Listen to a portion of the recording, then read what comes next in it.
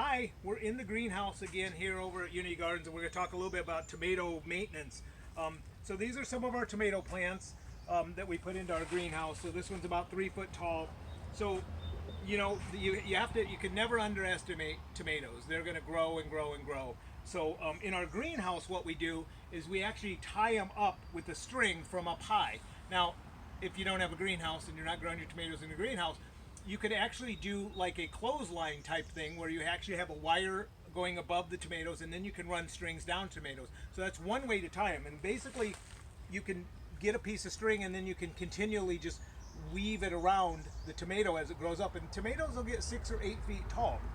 So the other thing what you want to do is proper pruning on a tomato. So once your tomato reaches about 3 foot tall, you can start looking at the bottom 18 inches to clip branches off. So we'll just come in here. It's a little hard for us gardeners to start cutting away on a plant, but we'll just come in here and we're going to cut off about the bottom 12 to 18 inches of branches. Now, the reason we do this is because splashback or disease or anything that comes out of the ground will splash up and get on the leaves and cause disease. So we like to keep that clean. This is all going to be shaded, so there's not really going to be much growing in there anyway. So we're gonna, and any of these shooters that come off, we'll clip those off. Some people will take the shooting part, like the two-parter that shoots off, and they'll actually tie it up separately. It just depends on how you grow. So some of the theories are that, you know, if you have less of this going on, that the tomatoes on here are going to be better because they get more nutrients. So the other thing you can do is you can put a simple pole in, and then you can actually just loosely tie the tomato to a pole. Now, again, the pole is going to need to be probably taller than this pole.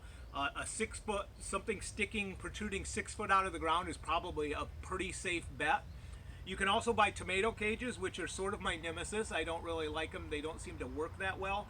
But if you have a tomato cage, get the heavy duty ones. You're still going to probably have to stake it, because when this thing gets big and tall and heavy, they tend to fall over, especially in the wind. So you're going to want to stake your tomato cage up. There are some homemade versions of tomato cages that people use. Now you're going to want to put this on early. This is basically just some fencing that's made into a hoop. Obviously it doesn't stand on its own, so usually you need to put a metal stake in it and let the tomato grow up through this.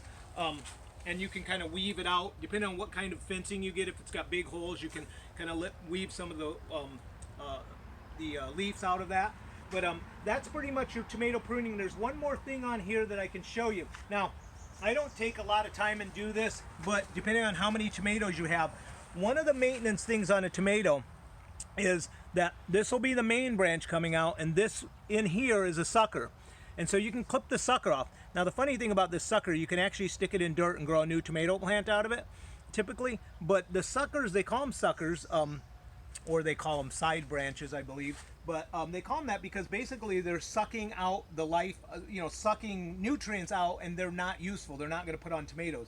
So you'll see your blossoms come out. So they typically won't have blossoms on them. So anything like, here's one starting right here. So if it's something that you have time to do and you can do, cutting these suckers off is actually a good, healthy thing for your plant. This one here we'll probably want to tie up a little bit more. We may use 2 strings because we got kind of a double here. But again, keep ahead of it because it happens like overnight.